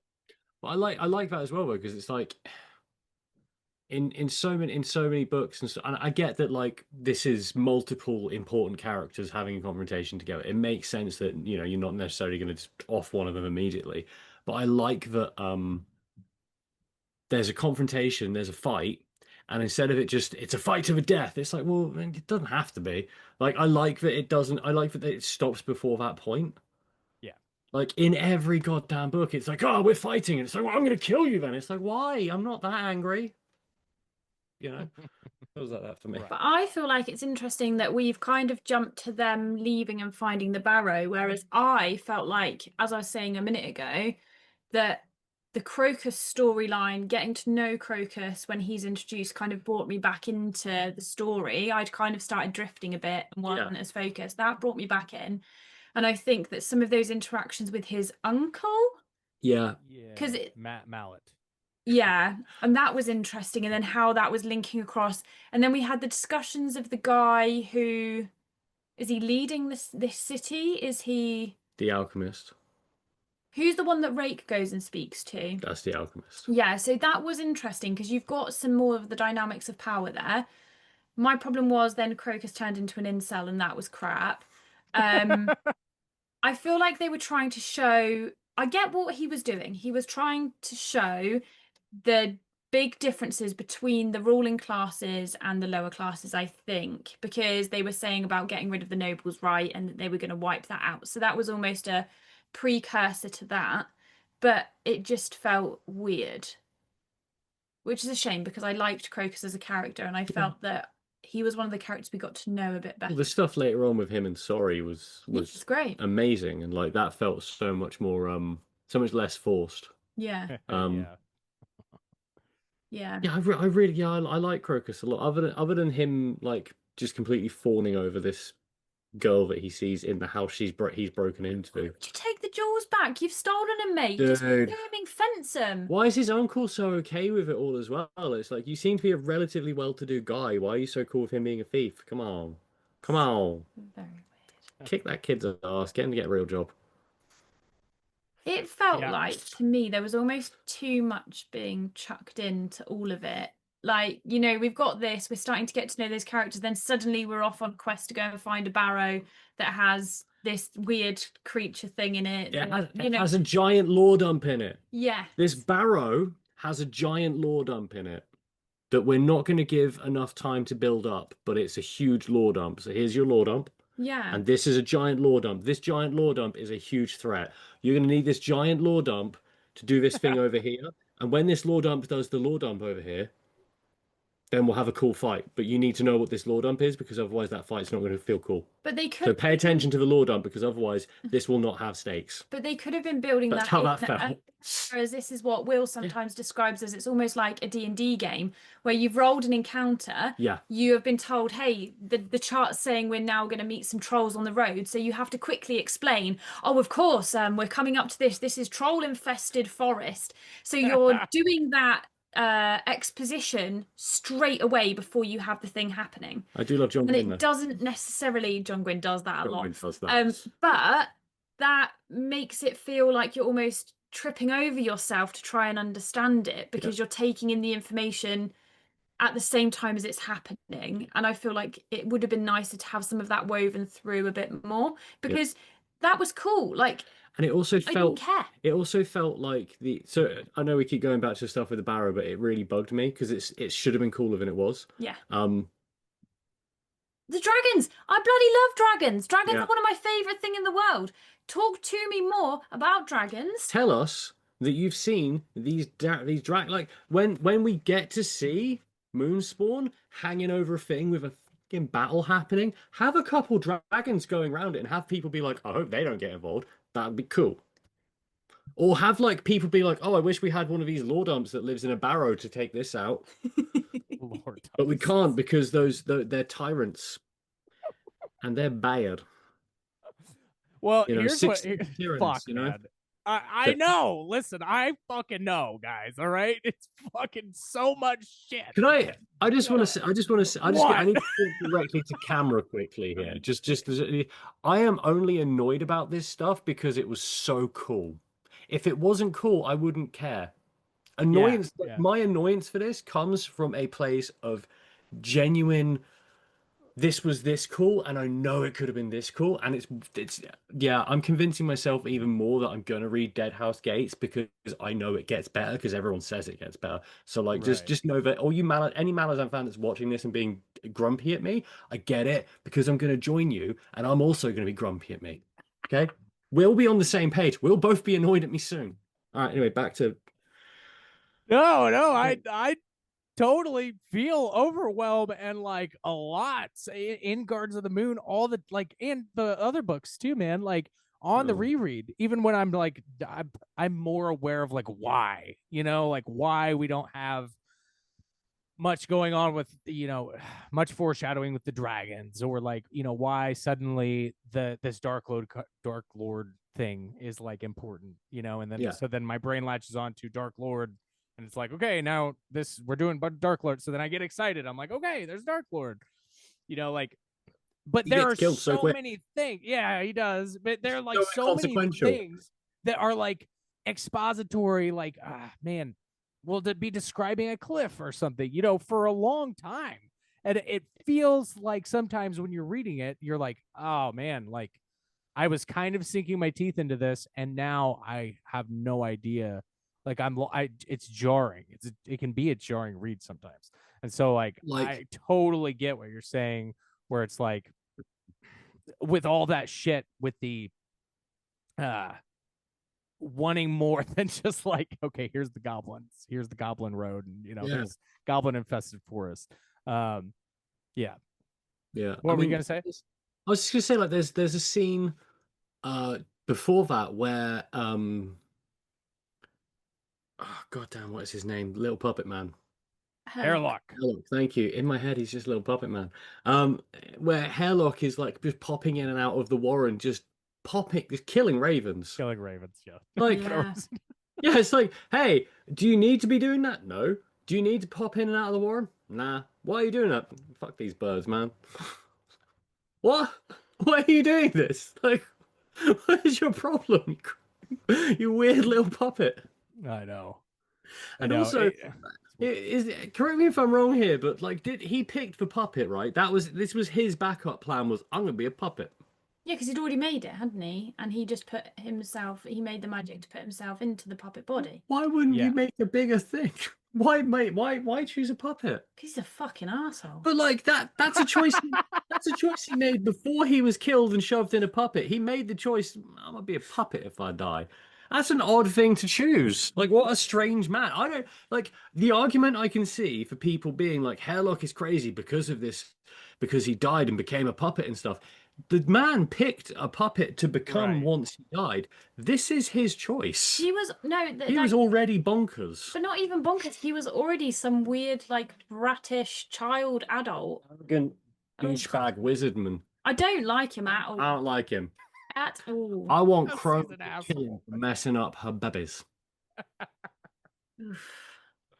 I can't wait till you find out what those ravens are later. Anyway, You mean they're not oh, just cool birds? there's more to it than that. There's always more with Are they Malazan. cool birds that feed on magic and live a long time? Stop it. I just wanted to say that I feel like there's a similar thing, what we were saying about the lore dump and then stuff happening. I Yeah. think that there's been so much more made of those Talan en masse. I know that we do get more stuff about them. It's kind of peppered through that last section, but they're fascinating. Like, they were properly like, so this much is cooler something than really interesting. I anything want else. to know about this. Yeah. And you just don't get that much about it. And it isn't because I'm confused. I just have to reiterate that. Yeah. I get that. It isn't because I'm confused. Because we're not given the Right. information. Excited, and I want to know more Say it so to the that I camera, can Sean. actually Say it to the understand. ca- let I them don't know. have to. You do. We're only annoyed because we care. Which is weird because I started this thinking I didn't care. But you and do. then, Yeah. apparently I care more. This- I had just disassociated. The same thing happened to me with Desperate Housewives. Oh God. Really? Yeah, I didn't. So I had no intention of giving a crap about Desperate Housewives. My Okay. ex was watching Desperate Housewives. The second I had a member of the cast that I didn't like, I knew I was invested. Yeah. Yeah. You know, I know. I you don't cannot get annoyed about stuff that you explain. don't care about. It's yeah, Malazan is, oh man, same thing. It's so cool to watch you guys go through it like on camera, like like to be You like, said it best, man. oh, but I do, yeah. What? Yeah. What were you gonna say? I was just gonna say when we were talking about it, when we were talking about like the beginning of us reading it before Shana even started, just after I had started, you said that we were going to trauma bond with all of the other Malazan fans out there over this first book. Well, this is our first group therapy session, it feels like. Yeah. You were in denial about it. Yeah. Well, I think that like it's hard because normally, at least for me, like coming to the table the first read, like I said, that Dark Lord shit with the Jackut Tyrant in the barrow. Yeah. Like I was like, okay, finally I have something to latch onto with my brain, which categorizes, you know, like it naturally does that shit. So it's like I was then expecting this fantasy thing to happen. And I was expecting it to be like badass. And you know, then Rake ends up fighting a demon instead of the Jackut Tyrant. And like the Jackut Tyrant does a bunch of weird shit. And like so like And dragons. Always dragons. Well, there that battle is one of my favorite like things ever. Like between the Jackut Tyrant, his skin is like coming off of him because he's using so much magic against these dragons. You have that, and then it's being juxtaposed by the party. The party doesn't stop. Like the city, the fight is happening really not that far from the city, presumably in the sky because it's dragons and a Jackut Tyrant, and yet over here drinking. Oh, that feels a bit weird. You're right, they'd feel the magic. That's too human. But that is what humans would do because we're stupid and yeah. Well, what the old Las Vegas atomic bomb parties and stuff. Just yeah. Damn, you made it worse. You made it so much bleaker with that perspective. Okay, I've changed my mind on that. Yeah. Well, you made me like Malazan more. Yeah, by saying that, I was like, yeah, that's exactly. That's bleak. I like it. That's bleak. I like it. That needs to be a fucking soundbite. But like, I missed when I was like doing that. I missed all the like how much I feel like it leans on theme. Like even what you were just saying about the party happening while this is happening, and like everybody's just drinking and they're feeling the magic. and the Jagcut Tyrant is like an atomic bomb, and like they're just like, not bothering me, thank God, whatever. And it's like the themes that are at work, like with the Talana mass, like they stay in groups, and the Jaghuts, like they were always warring against, were like singular, solitary figures. They rejected society, and the Talana mass embraced it, society and empire. And so you have like this thing, and like Tool is going with empire to the lone Jagcut Tyrant, who's anyway like I really liked. Oh, go ahead. There was that element with Tool as well, that he was kind of like, oh, I have to do this thing right, but then there became a point where he wasn't not controlled, but wasn't under the power of something, and then was like, oh no, I'm choosing to help you. Yeah. And I liked that. Like there is, I don't know, there are some good things. Yeah, reminded me of the golems in Feet of Clay. Yeah. And again, there's a lot of power dynamics in this book, right? It's nothing but power dynamics. But it's the whole book is power dynamics. And it's looking at power dynamics through those different stratifications. You've got that at the personal level that we were talking about with like Lorne, and then Tool is a really interesting another example of that. And then you've got it going all the way through to like the politics level of those warring nations, and then how Rake seems to be this kind of side thing. Yeah, and what's his name? One Arm as well. Like his he seems so conflicted over it all, which is great. And in the end, you find out that actually he's not conflicted as much as he is just prepared. If that makes sense. But then, so we get from that, right? I'm just pulling us back because I looked at the time. Oh, yeah. So we get from that they have the fight, which is interesting. I loved the dragons because I love dragons. You were convinced, what was it you were wrong about? You were convinced that one of the dragons was Rake. I was so annoyed by this. I thought because Anomander Rake was wearing a freaking dragon mask, I thought that when the dragons were fighting the tyrant, I thought that one of them was Rake, and it wasn't Rake. And then later on, Dragon Rake. Yeah, it was later on. It was like I caught the foreshadowing and misfired early on when it was that was going to happen. We did have a lot of debates about it. Oh shit. Yeah. About what? About which thing? Him turning into a dragon? The whole damn book. The whole damn book. We both flip-flopped on opinions multiple times. We like agreed on stuff, got excited about stuff, complained like crazy about stuff. Like it was. I think though something that Will had said, and we'll see if people will get salty with us, that it needed more editing. And I think that something that there were a lot of listen here, Critical Dragon. There were a lot of really listen here, most qualified person to talk about this. Back up, fella. It feels like there could have been the perfect diamond that had been worked, but it hadn't actually been polished yet. Like there was so much of those like things that we were saying that that was intriguing, that was interesting, that we never really got the full impact of, which is a shame. Yeah. And I feel like that's kind of like I've listened to so much of Stephen Erikson talking about writing, and like he's one of my favorite writers and favorite people to talk about writing. And he talks about when he's working on the next project, the old project, he forgets about it for like 6 months or something. I don't know if he did that with every book or what, but like he was just saying, somebody asked him a question about like how do you deal with thinking that what you did was shit? And like, because like I think every writer deals with that. We're being like, oh, I'm fucking shit, so why? Going through that right now, dude. Oh, dude, in the editing, I feel for you, man. And I just want to remind you that it's not shit and it's great. But that's just a side note. It's fucking becoming so beautiful. Anyway, but no, he's talking about, he's like, and I leave the other one there, and for 6 months, don't look at it. And every time I think that, every time I have that thought that I'm shit, I just think, no, this one, the one I'm working on, is really good. And so like, I think that he like this first book he wrote in 1991 and it got published in 99. And so it's like then he got published, then he was like, okay, now I can actually write and get it publishing. You know, he had like that confidence. And then he turned out Dead House Gates, which is a lot of people's favorite. So it's like I totally resonate with what you guys are saying about it being this thing that was like almost.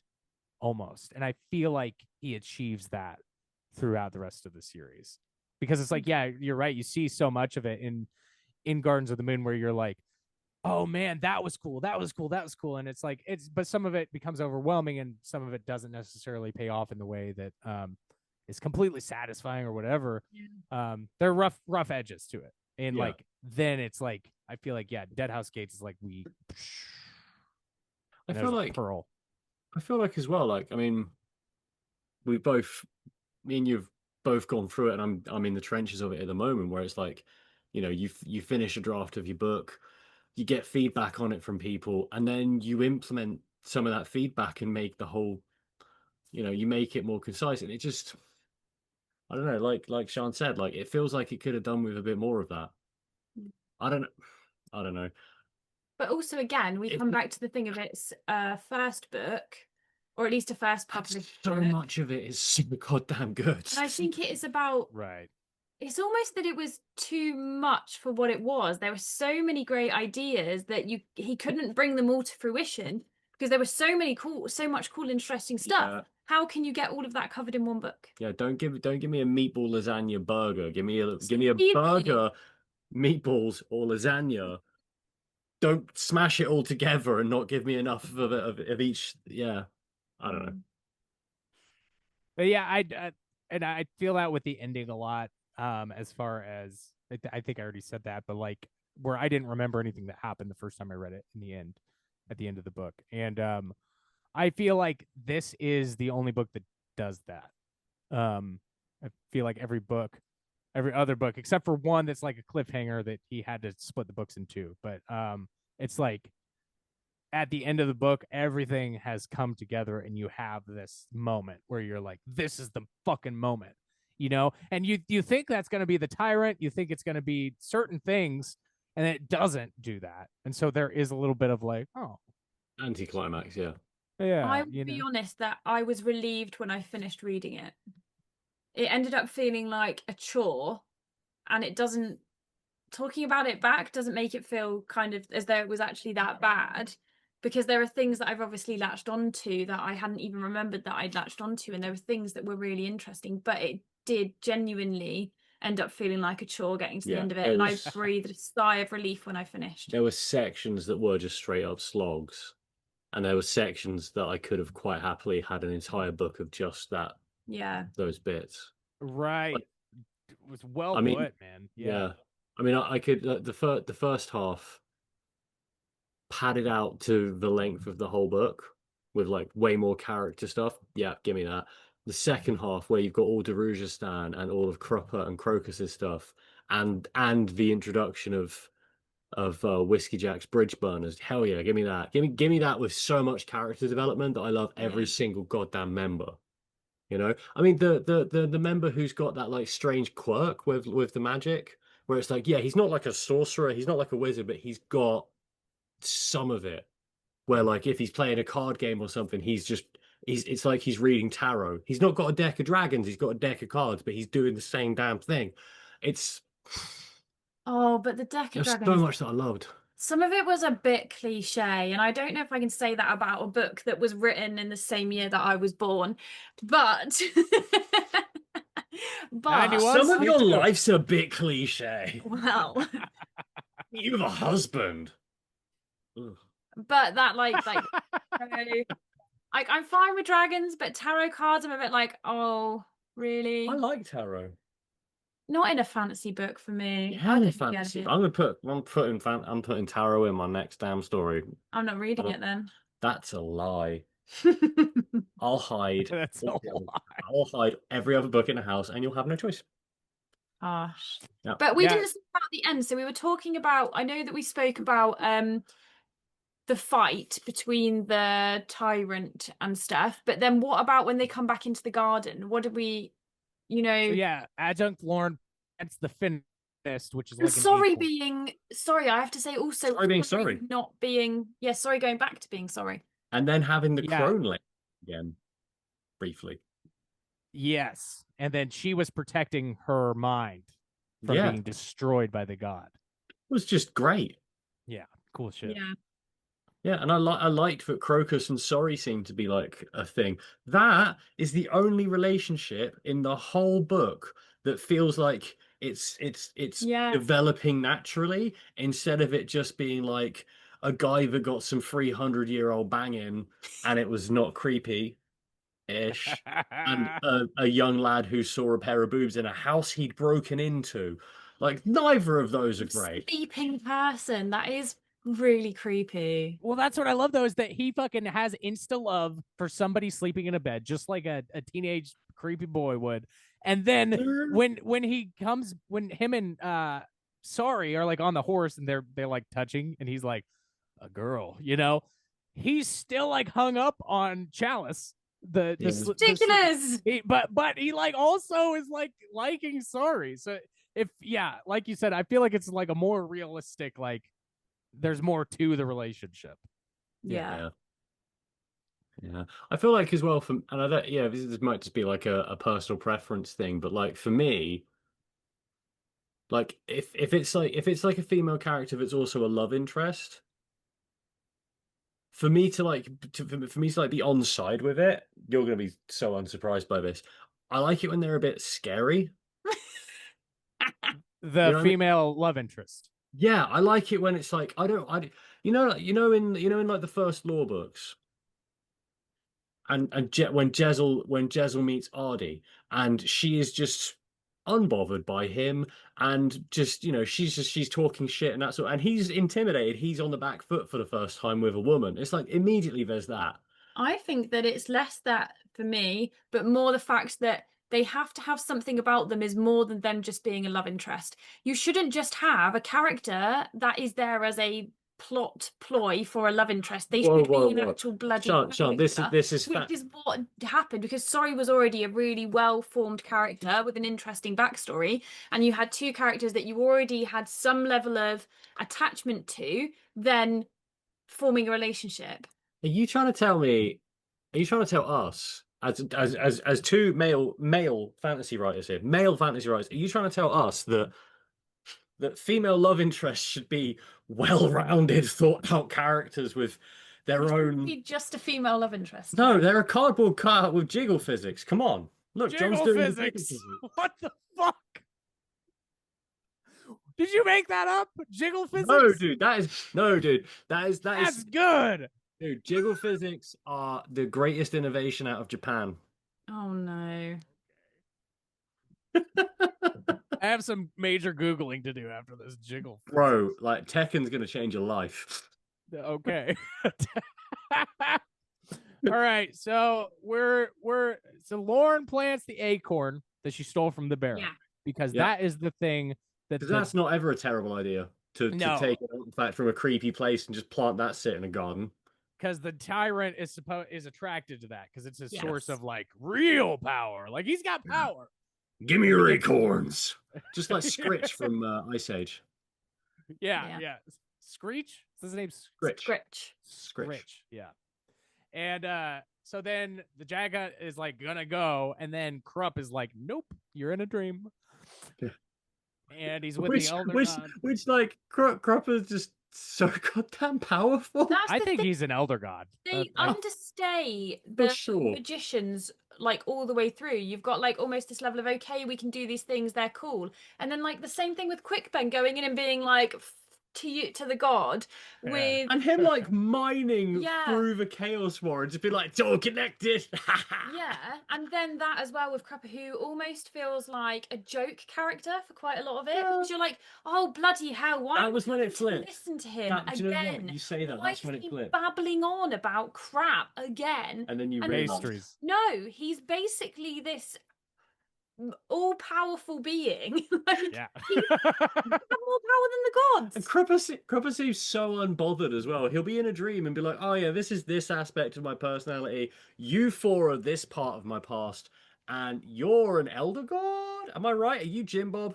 Hey, sort of Hey, temple.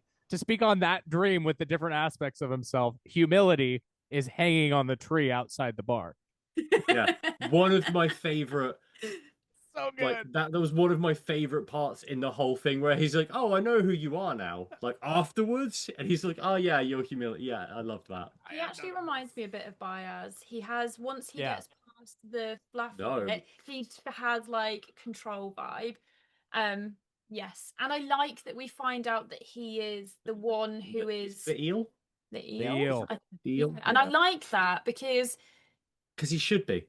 yes, Like no one else was like was that. Like it was perfect. I almost wish we hadn't found it out in this book. I'd be happy to find that out 3 books from now and be like, of course it's him. I knew it. yeah. You know? Yeah. Have that suspicions confirmed moment, but even deeper in. But again, he feels like a character that had some good character development in how we view him, even if the character himself wasn't developing. It was actually just our Stephen, perspective yeah. of the character. Stephen That Erikson was for really sure. clever. He knew. Well, yeah, but I'm just saying it was really well done. Oh, But he really again, did. it could have been done. Oh, that was shoehorned into like the second half of the book, right? That's why it feels like It 2 still books. feels rushed. It feels like 2 books. Yeah. It feels like 2 books. Mm. Well, it's 6, isn't it? Oh. See what you did there. See? Dude. So yeah, so we find out that about Croak. Then the Jaghut like possesses somebody. It's Crocus's uncle, because he is a Yeah. priest of. And I think at some point, I think Anomander Rake or somebody tells Uncle Mammoth, who's Crocus's uncle, he tells him, if you keep doing like whatever, if you keep going into that warren, you might get possessed by something. And so then it happens, and he's at the party. Hang on, are you saying that there's 30 seconds of foreshadowing and then a couple pages later it happens? Hey, no, this is way earlier. It's not a goblin haunted forest. Not quite that egregious then. And then he like starts fucking people up at the party, and you think the Anomander Rake is gonna fight him, because that's what everybody's trying to do, is get them to fight each other so that we can kill Anomander Rake. The Empire There's can. another woman that they were all obsessed with at the party as well. The older lady who they all Lady want to ban. Centaur. Yeah. Oh, what is this? No, There's this a whole plot thread we haven't talked about. Charlotte, sometimes there's a rich and powerful woman and everyone has to want to have sex with. It's just how it's a tried and tested method. What I love about her is that, like, Murillo, that guy, Yeah. his whole thing, his whole point in the story is to seduce her so that this fight can happen and they can kill Turban Orr, the councilman. Yeah. All that stuff is. I did not remember. I don't even remember that. Yeah, I don't even it's a remember whole that. thing. We don't need to talk about it. I'll be perfectly honest as well. Like in a book where we've established how prevalent and unbothered people are by the concept of assassination, why the hell do you have to bother getting someone into a duel? Just shoot him in the face. Blow up his horse with a horse bomb. There was like weird stuff going on with the assassins in the Empire, though. Like, yeah, right. But them wanting to kill this guy it feels like that's been for a while. So just, here's a $5, stab him. Hell, you probably could have got Crocus to plant a bomb in his bedroom or something. He had no problem breaking into that other chickie's house twice. Yeah, twice. And then when he was salty with her at the party, yeah, chill out. Hey, you're a random bloke who broke into this woman's bedroom twice, and now you're being grumpy with her for dobbing you in, bro. What did you think was gonna happen? How dare she say? How dare? Oh, fucking hell! I can't even. How can you be annoyed at me for this? What? Dude, her dad's gonna cut your head off.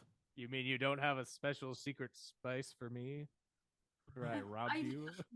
The much just remember me. Like, I will be the person that you need. Fuck off. It's so I hate him. What a quoth. How dare you be dating someone else or come to this party with someone else? Don't you say that about my Nice. boy. Wait, Both what? is way better. He is not like this. Yeah, because Denna's a wild spirit that can't be tamed. Okay, he He doesn't have her own agency. He's a snake in the grass. that is a whole nother He can conversation. fold that ass.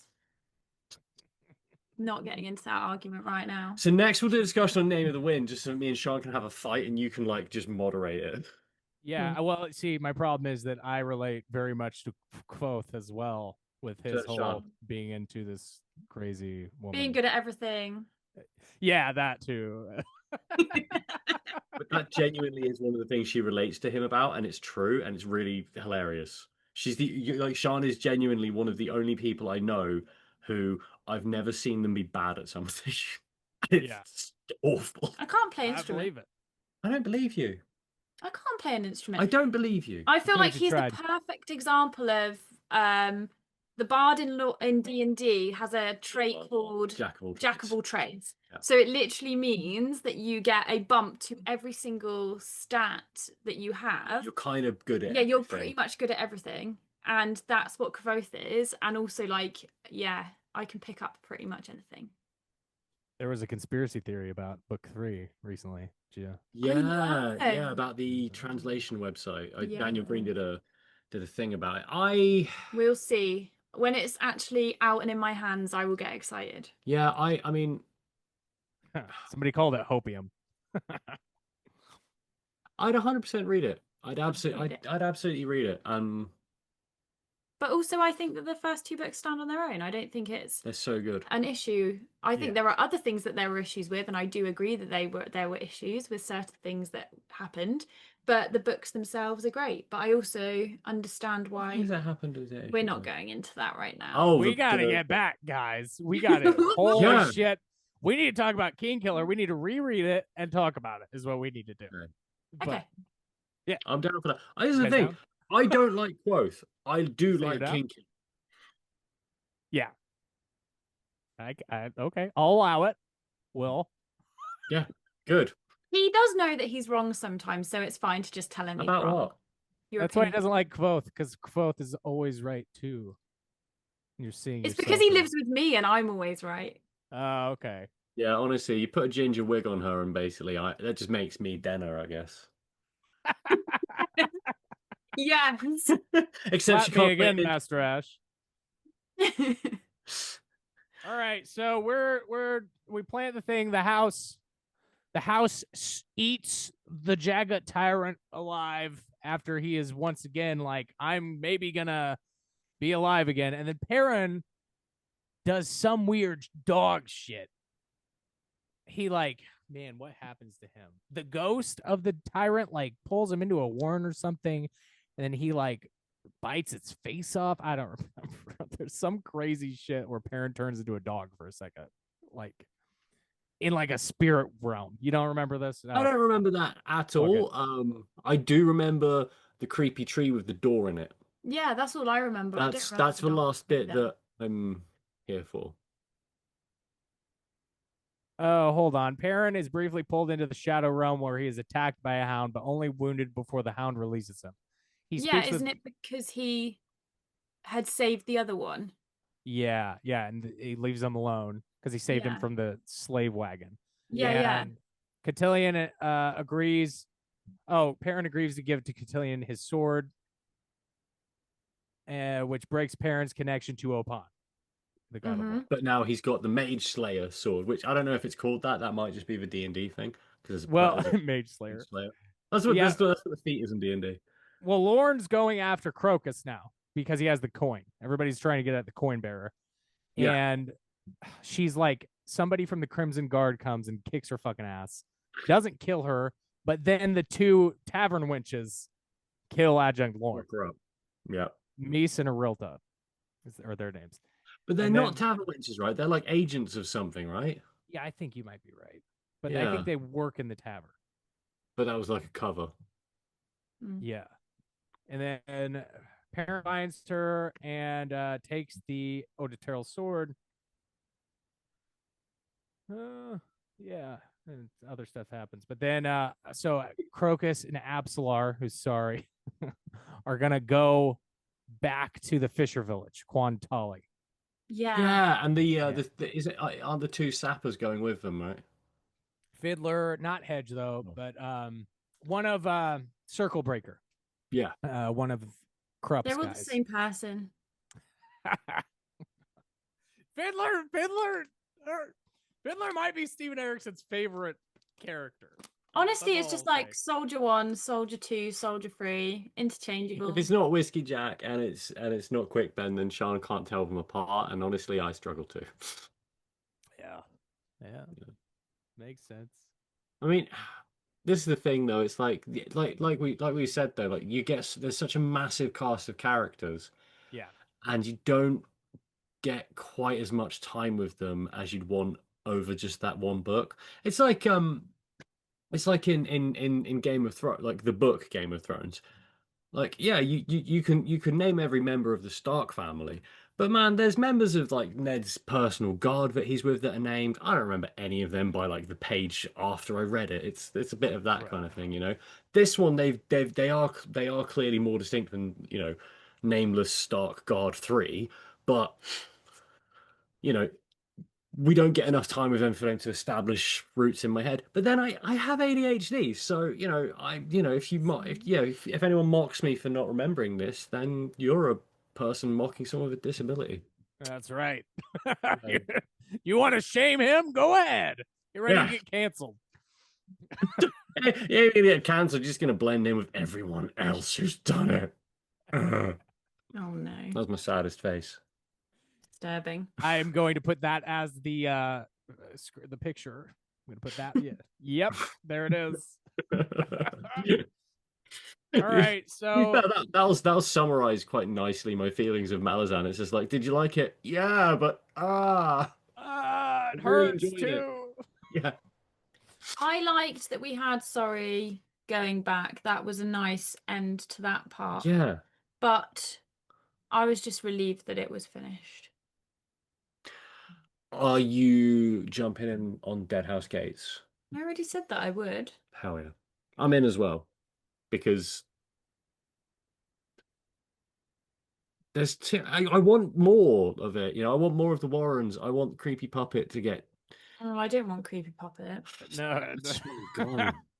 I think that like talking about it honestly like makes it better. Yeah, like I don't know what it is, but like for some reason like reading all of it, there's like a lot of cool shit while you're having the experience of reading. But it's almost like a different kind of like book where then when you talk about it with other people who have read it, I don't know. How many books is the series? 10.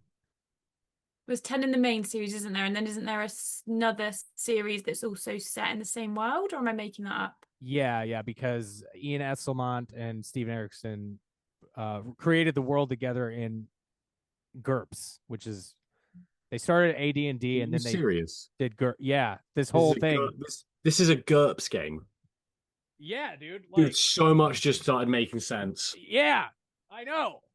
Like Deadhouse Gates, like a lot of the war shit that happens is was a campaign that they played, and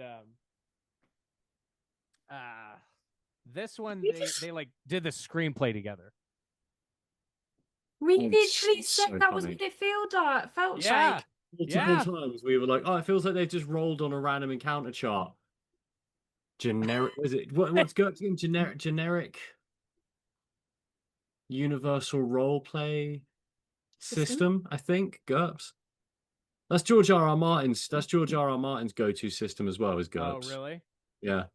Because D&D used to be its own thing, and then now it's owned by Hasbro, and a lot of people when that happened were like, you know, I think it's going to happen again. Be a mass exodus of D&D, and people will start playing different systems, which is fine by me. Even if I have a over on my shoulder. There's a huge moment, book 7, fucking huge, like payoff moment that was just a roll. Like, I've done that. It's crazy. Have you done that while writing? Yeah, I have somewhere on my desk. I think I used it in the last BookTube D&D game, but I've got a D20 that I keep on the desk, and it's like if I'm genuinely unsure of what should happen, I'll roll a D20, and based off of that, I'll write in that direction as opposed to the other one. Because it's like, like if a character's got all of the information and they just have a hard choice to make, am I going to agonize over it? No, because I'm going to lose the momentum I've got while writing. Roll the dice. I've got a 4. Picking whichever the shittiest option is. Right. Yeah. Which is really cool. It feels like there's a lot of improvisation in the series. And then, like, I know that he outlined the 10 books that Steven Erikson did, outlined his 10-book series, but like he left so much room to like follow the character wherever the character wanted to go. Like throughout. There's also, I mean, outline is such like a flimsy phrase because it's like, Right. what was your outline? Was it six bullet points that you're like, I know I have to hit these points? Like that's an outline. Unless you're sat there and you're doing a free write, then you probably are using some form of an outline. Right. So it might be in your head too. Yeah. Like, oh, I know that. yeah. If you've been ruminating on it for ages, you might have that. We are a distract. Yeah. Any final thoughts that we wanted to add in about Gardens of the Moon? The name isn't that great. I'll start that fight. Yeah. Yeah. Why do you think so? Where are the gardens? On the moon. Are the gardens on Moonspawn? There's one scene where Sari and Crocus talk about the moon and the gardens. Some. I do remember reading a bit and being like, oh, that's why it's called that. Well, I'll shut up then. Great name. Great name. Now I know. Final thoughts, Sean. A frustrating read. But not in a bad way. Some parts were intriguing, but I wanted more from it. Okay. Final thoughts, John? Well,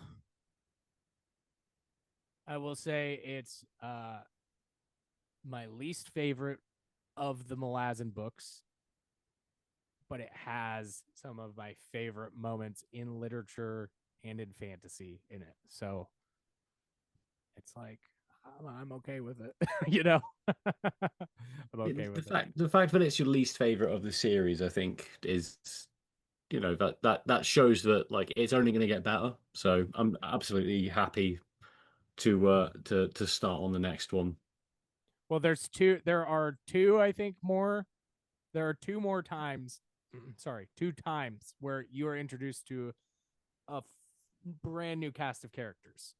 Both times it happened, I wanted to throw the book. Dead House Gates is one. I wanted to throw the fucking book because I was like, why did I just spend all that time in book 1 learning all of those characters? And by the end of Dead House Gates, I was like, okay, I don't give a shit. But then it happened again out in book 5, and I was like, and I fucking quit the series for like 3 months. And then when I went back to it, it was like my favorite book, So it's it's a wild. I mean, fucking there's also something to be said about like sometimes you just get like oversaturation with a series or with a book, and you need to take that break with it. I mean, right. I think that's what it was for me with Wind and Truth. Like more than anything, I think that was why I needed to take the break, and I didn't realize it at the time. I don't do that. No, I know you push through. I just want to read an entire series and live in that world, and then feel absolutely distraught when I finish it because I don't know what to do with myself. Yeah, but you also want to feel absolutely distraught during it because you fall in love with the characters and like watching them be hurt. Yeah, that's why Realm of the Elderlings is one of my favorite series. Is it really? Yeah. Oh yeah. Fitz is her number 1 guy. Well, maybe joint number 1 guy. Fitz isn't my number 1 guy. Logan and Glockter are my number 1 guys. Okay. Fitz is maybe like 3rd. That's another separate video though. We're not going into Yeah, that. I feel like Steven that. Erikson loves Robin Hobb. Oh, Robin Hobb is like Yeah. genuinely my joint favorite. Joe Abercrombie is my favorite author, and he's like here, but Robin Hobb is kind of like half Okay. of it. Like she isn't quite joint, but she's not a full second, if that makes sense. So does that mean that if you met her in person, you call her a prick as well? No. She's too sweet. Yeah. too sweet. To be fair, Joe brings that out of people, I think. You prick. No, he's lovely. He's very funny and very he's got that sort of like he's got like a very sarcastic like backwards self-deprecating humor. He's almost got like a Rick Mail sense of humor where he's like he over the top talks about how great he is, but like in a piss take way. Yeah. Yeah. He took it See- well. He did take it well. He thought he was really funny, and then he gave you like multiple compliments afterwards. Oh, that's cool. Yeah, he's Yeah, lovely. I was watching some interview where Steven Erikson said that Joe Abercrombie went into like did the airport thing, you know, that authors do. Yeah. And he signed Gardens of the Moon, and he said, if you want this but better, try the blade itself. Yeah. So To be fair, That's some standard Abercrombie shit. Steven Erikson made up a character based off him after that, but That checks out. okay, interesting. Yeah. I don't know I don't remember the name, but One of the feedback things that I got, one of the feedback things that I got from one of my beta readers, like compared my stuff to Abercrombie a few times, and I genuinely was just like, I was really flattered by that, and then I had this thought of like, am I just gonna be the Timu Abercrombie? did you say Timu? Hey, that's not a bad thing to be.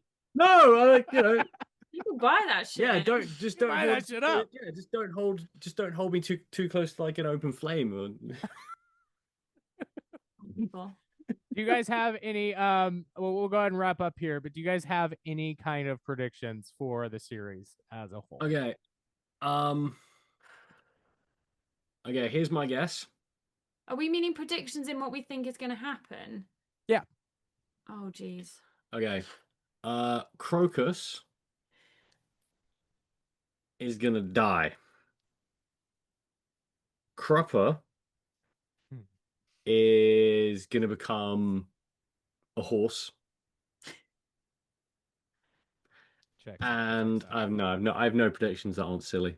I don't know. This is the thing that I like. This is one of the things that I liked most about it was that like even the things that I sort of did predict, I didn't get right. I got the idea, I got the message right, but not the actual what Yeah. happened. And I liked that a lot. I got surprised a whole bunch of times. Like there was enough foreshadowing that you knew there was something going on there, but not enough to know what exactly was going to Yeah, happen. I thought a dude was a dragon when he was just chilling at a party.